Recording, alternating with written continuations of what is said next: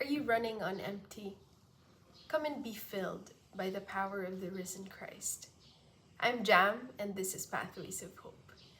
Today's Gospel reading comes from the Gospel of John, chapter 17, verses 11 to 19. And here, Jesus is praying to the Father.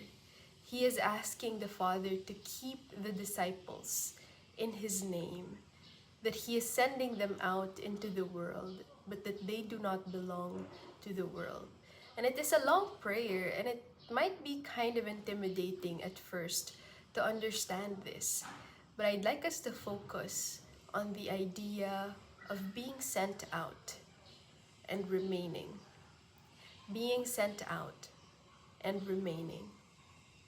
Sometimes in the Christian life, we might experience that the Lord is calling us to do something. All Christians are called to do something, to serve the Lord. And we might experience, being in ministry or having to do a particular call for a certain group of people, maybe our family, maybe for young people, maybe for a certain outreach that we are called to do.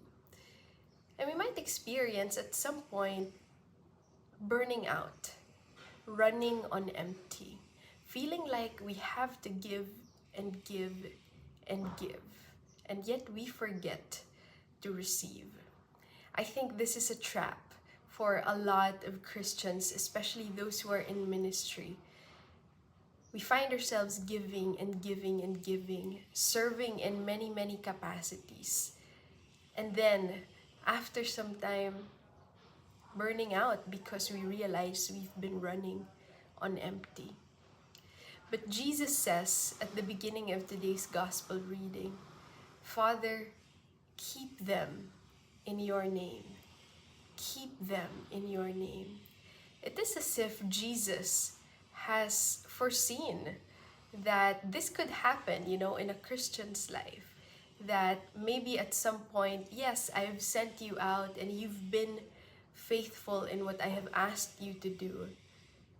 But you have forgotten to remain in me, to remain in the Father. And so Jesus intercedes for us by saying, keep them. Father, keep them. Do not let them stray. Do not let them grow apart from you. Friends, on Sunday we will be celebrating Pentecost Sunday. Jesus has sent out His Holy Spirit to fill every Christian, that we might know what it means to remain in the Father, to be kept in Him.